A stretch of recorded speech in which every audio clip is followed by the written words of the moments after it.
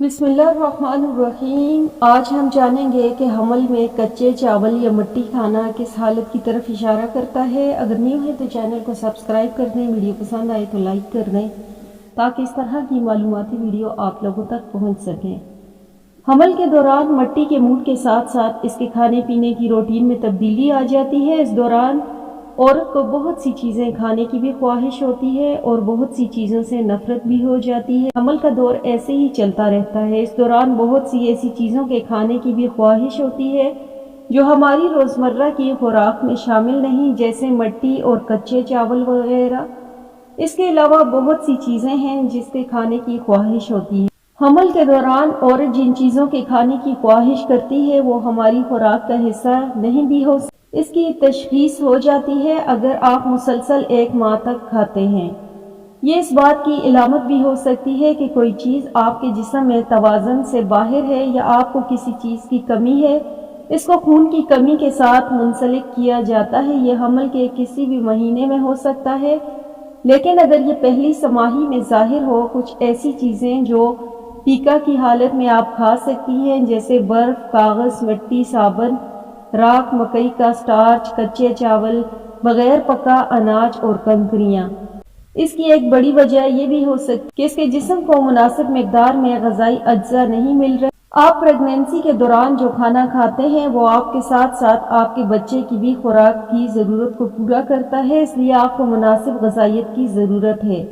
بعض اوقات آپ حمل کی وجہ سے غذائیت کی کمی پوری ہو جاتی ہے۔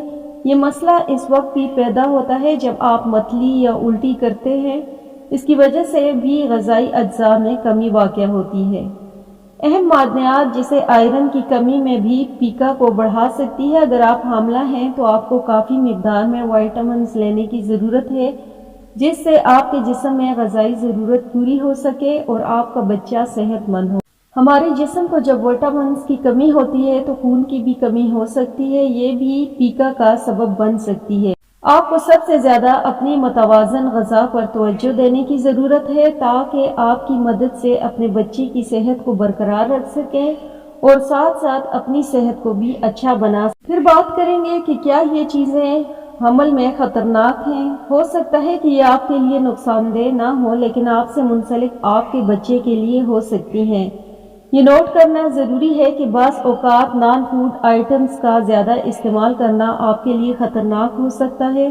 اگر آپ کی خواہش دن بدن بڑھتی جا رہی ہے تو آپ کو اس کے لیے اپنے ڈاکٹر سے بات کرنی چاہیے۔ آپ اس حالت میں گھبرائیں نہیں۔ سب سے اہم بات یہ ہے کہ آپ اپنی صحت کی دیکھ بھال کے لیے اپنی صحت پر توجہ دیں، غذائی اجزاء سے بھرپور خوراک کا استعمال کریں کیونکہ خون کی کمی اور وائٹامنز کی کمی آپ کو اس حالت میں مبتلا کر سکتی ہے۔